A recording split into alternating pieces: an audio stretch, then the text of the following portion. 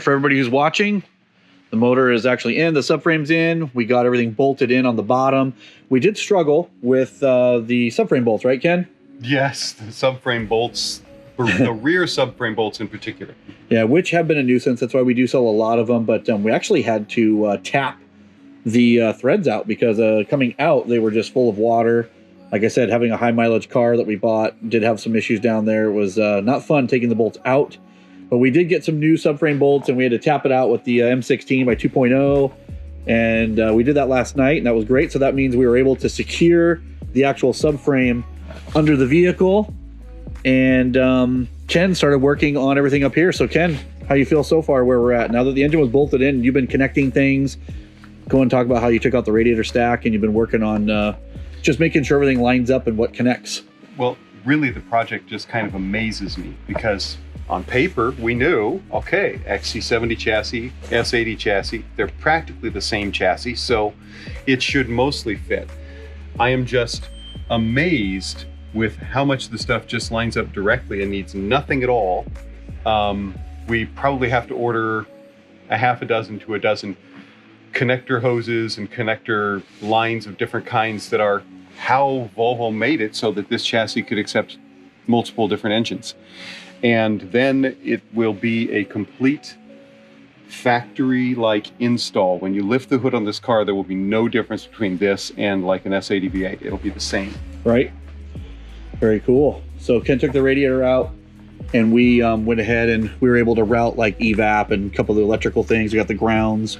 We put the basically the motor mount in here. Ken installed the overflow bottle.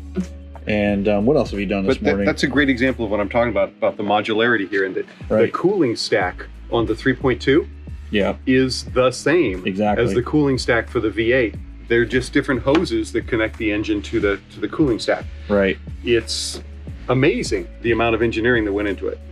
Yeah, I mean, aside from needing a few parts, like the battery box, air filter, we have to get new heater hose lines because even though they fit, everything's physically there and fits right. It's just that the connectors are a little bit different design. They're long enough. Volvo has keyed them differently. Right. So they don't just plug directly in. They're keyed in a different orientation. Yeah. And I think it was probably something Volvo did because they wanted to make sure that you couldn't mess it up. Couldn't put the hoses in with the flow backwards. Right. And so, yeah, we have to get those lines. Yeah, so aside from that, just got a few pieces to go, and then we'll be firing it up. After a few hours of just out here tinkering, Paul, why don't you give us an update of things that we're done with, and we'll go from there. Sure. We hoisted the engine up into the car yesterday, lifted it up, bolted the subframe bolts in. That was exactly the same. These cars are so modular that where the subframe attaches to the car is the same no matter what powertrain you've got. A lot of today has been spent taking care of all of the little connections that are different between the cars. Things like where the evap line and fuel line connect, how the heater core hoses connect back here, where the radiator connects, and how all these cooling lines hook up. Why don't you, before you keep going, Paul, why don't we talk about, just go over the front radiator hose, which is kind of funny that we run into that today and figured it out.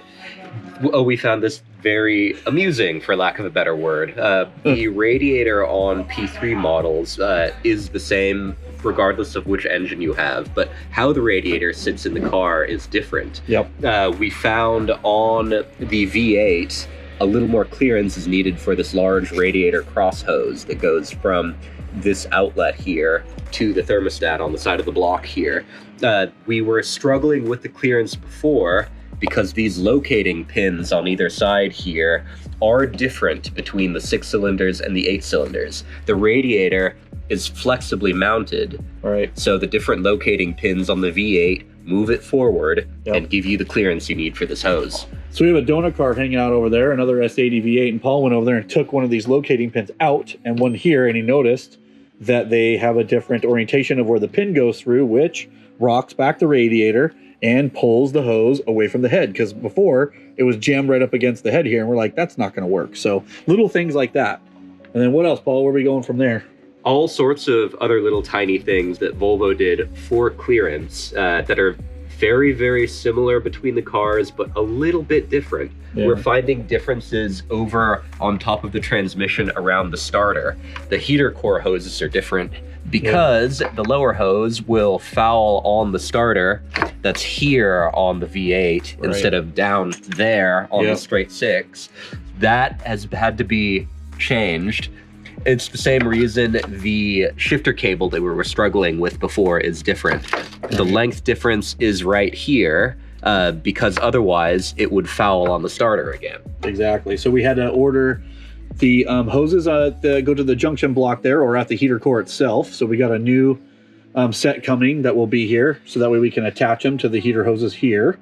And then also the fuel line, correct? We had to, I just went up and ordered a new front fuel line just because things are just different lengths, you know, between the 6-cylinder and the 8-cylinder. Volvo has helped us there and again made things pretty modular. They designed this powertrain package on the assembly line to be able to lift into whatever car body is floating along.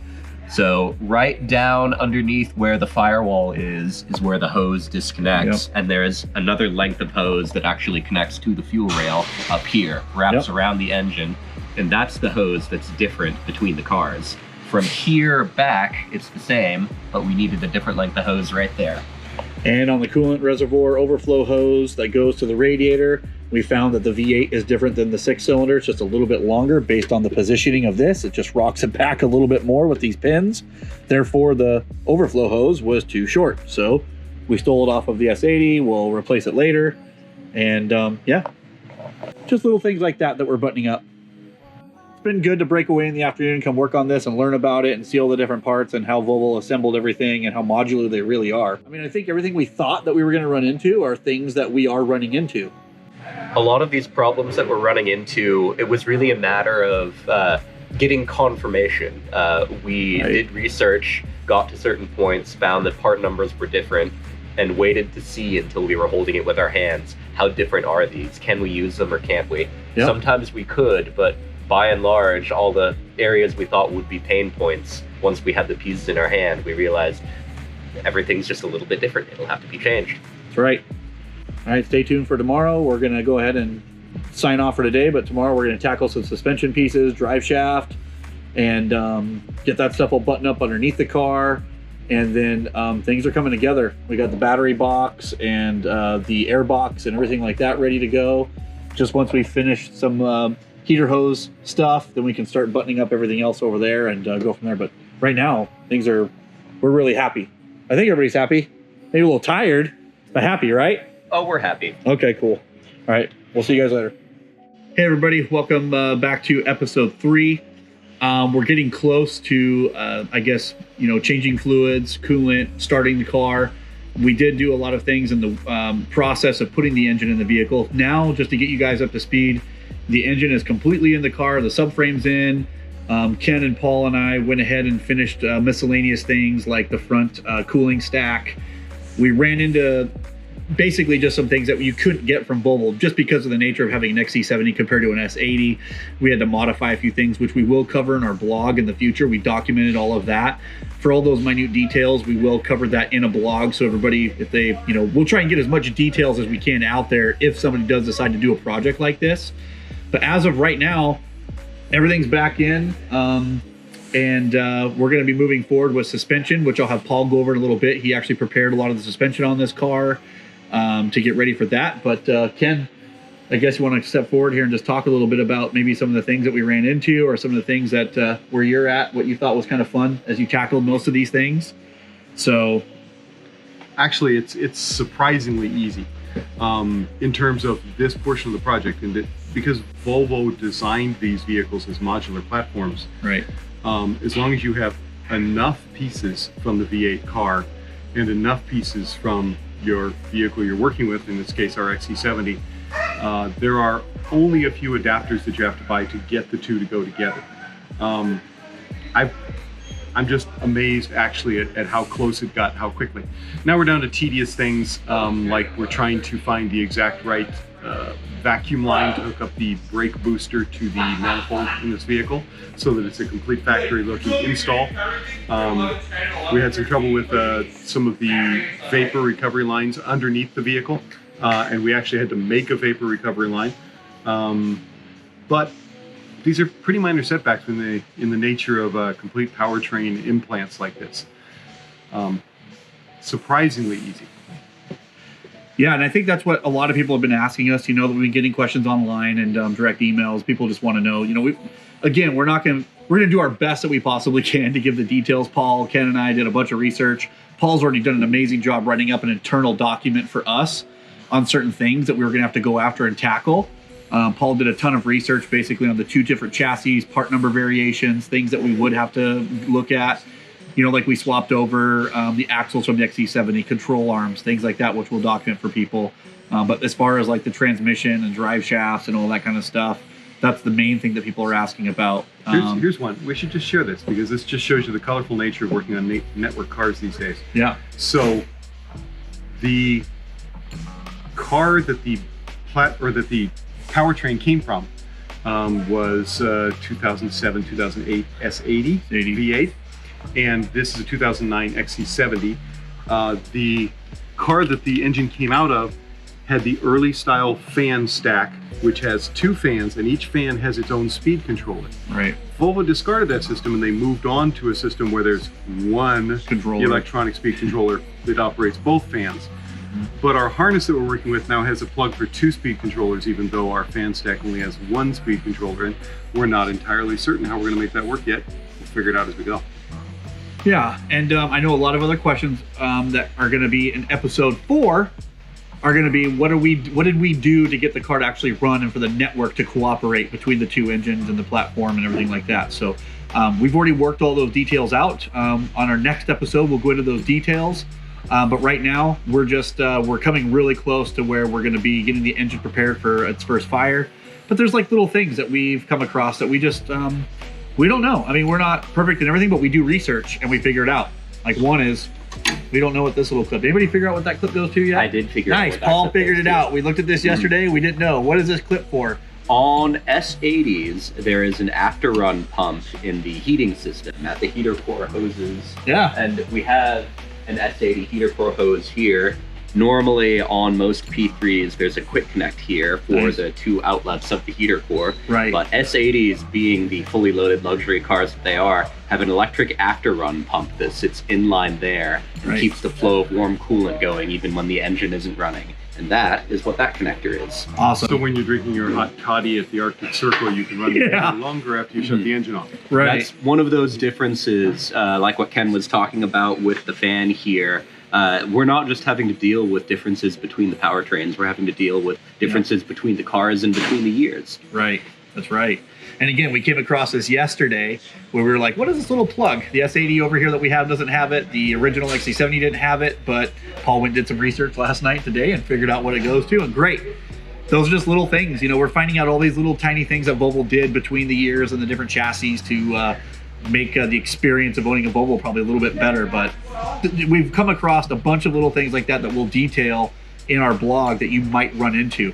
The fact is that there are different variations depending on what car that you have and what you're going to be able to get away with and get around by putting a V8 or something into your car if this is what you wanted to do, or any other engine for that matter. It may not just be a V8, but swapping engines into a car. But right now, it's pretty, like we said, it's pretty modular. Things are going together surprisingly well. We have run into a few little tiny things that just required little tiny bits of modifications or changing from parts from an S80, which Paul has done the research and found. But otherwise, we're getting really, really close. And now it's just coming down to modifying our exhaust and doing things like that to make an exhaust that works for this car to really complete it. Here's a great example of that, talking about the difference between chassis and years. Yeah. So surprisingly, the drive lines, the front drive lines for the straight 6 engine that was in here and the V8 engine are the same drive line on each end. But because this is an XC70 and is a lifted car, it has different knuckles in the middle that give it more range of motion. More range of motion. So we could have put the S80 drive lines in here because we have a brand new set of S80 drive lines, but it would have limited the travel range of the car and how well it worked in bumpier and more extreme conditions, and we don't want to do that with this vehicle. Especially since we're lifting it. We're using XC70 axles, which just go right into the V8. Right, which is great. So we'll be able to note all of that and all of our experience that we've come across. We knew a lot of these things. There was questions about it before we dove into it. But again, a lot of things have been confirmed. We'll update all that when we do get our blog up and going regarding this project. But as of right now, yeah, episode 3 is just basically tightening up the engine, making sure everything's plugged in, checking grounds, checking motor mounts, checking airbox, checking all the connections with the battery, and putting the suspension together, which we're going to go ahead and jump right into the suspension and where we're at right now. So we'll turn that over to Paul. Hey there, this is Paul at IPD. I don't know if you're just tuning in or not, but we're right in the middle of a V8 swap on our P3 XC70 project car, right behind Johnny there filming. This is not strictly necessary for the swap, but it's something we want to do while we have everything apart, and that's work on the suspension. Our donor car definitely had some miles on it, and while we have everything apart, we want to make sure we get nice new suspension pieces in there, ones that aren't completely worn out, like the old ones. We have in our catalog here at IPD full lineups for most of these cars. For the XC70, it's a little bit trickier because it's lifted slightly. Bilstein does suspension pieces for Volvos based on spring codes. You look at your car's build plate and they list detailed information there, not necessarily a spring or a shock absorber being limited to a particular model, but being fitted to particular suspension packages that go on certain cars. So we've had to do a little bit of playing around, but we found Bilstein HD front and rears that do work for this car. Since we have access to a nice shop here with tools to put it together, we've built ourselves quick struts for this car. As you can see, we've removed the old front strut and spring in one piece, and we are putting a new one together, new Leisure Force springs and new Bilstein HD struts, together in one piece, going into the knuckle, and then the entire assembly going back into the car. For P3s, and P1s for that matter, since they have a clevis style that pinches onto the strut instead of bolting to the strut like in P2s or P80s, by far and away it's easiest to work on these by disconnecting the knuckle from the control arm and pulling the entire assembly off the car. That's how we pulled it off, and that's how we're going to put it back on. Right. In addition to shiny new shocks and springs, we have our 30mm lift kit that we're going to put on. Front and rear here. We've got some nice spacers that'll go with it. These are for the shocks in the rear, and these are for the springs in the rear. When it's all said and done, we'll have a car that'll do some pretty nice off-roading. Yep. And one thing really quick, well, before Paul, you did a fantastic job there. One thing that Paul noticed when he was taking apart the knuckles and replacing the struts, one of our wheel bearings was starting to act up. We noticed a big time rust residue, like a red colored residue that was inside the hub assembly. And so when Paul inspected it further, these hub assemblies are one piece, they get pressed into the knuckle. It was a bear getting that thing out. We tried to use our press here, our hydraulic press, and it just wasn't enough. The good news is I want to give a shout out to my brother Doug, who owns MK Tooling here in Portland, Oregon, a machine shop. We ran the knuckle over to his shop and he was able to configure some really cool pieces to press that old bearing out. It was shot. And like the needle bearings that were inside were just starting to deteriorate, which causes the dust, and Paul noticed that it was kind of crunchy. So we replaced all that, so we have some nice new wheel bearings. So nice job, Paul. And then Paul reassembled everything once we got everything brand new and put together. So the front suspension on this thing's gonna be fantastic. Nice job, Paul. It's a very different beast from the P2s that we're used to working on, but it was cool. These are great cars, and I'm sure this will last quite a while. Like I said, I think you're going to get a lot of knowledge off of reading the blog once we get that posted, once we finalize everything and come up with some of the things that we've run up against and do a little bit more research. But yeah, for the most part, suspension's going in, control arms, the steering rack. Obviously, Paul just went over all the struts and the front knuckles and everything like that. Control arms are done. And then what's really cool is we just finished all of this. We're going to finish the cowling, the battery, the charging system, the air filter, everything's in, the airbox assembly, and you guys got to stay tuned for the next episode because that's when we're going to be probably firing it up. We're hoping to get to that maybe next week. We've got some things that we've got to prepare for as far as on the tuning side of things. I don't want to give too much away, but obviously we're not tuning this car, but it does take a little bit of work that we're doing to make everything work inside the car. I know a lot of the questions are, how are you getting this thing to, how the modules are going to interact with each other and what you're doing. So I don't want to give away too many details right now, but we are using our resources and relationships to make this car as OE as possible. So we will know more come early next week when we begin that project. So that will be in episode 4, so you don't want to miss it. I will drop one hint there. The power lift gate is going to work. Yeah, let's just say everything's going to work as it should, right? So, no, it's great. So we appreciate everybody tuning in, but it's a lot of fun. And we've seen a lot of guys out there attempting this and doing it. They're doing a great job, and we appreciate them. I want to say thanks to everybody who's actually kind of paved the way and pioneered some of this themselves, but we have seen that they've run into some issues that I think we figured out a workaround. And again, that's just with our resources, we have some things that we can make happen, and I think we're there. So cross our fingers, and hopefully next week it's all going to be good, and we'll get this thing running. So thanks for tuning in.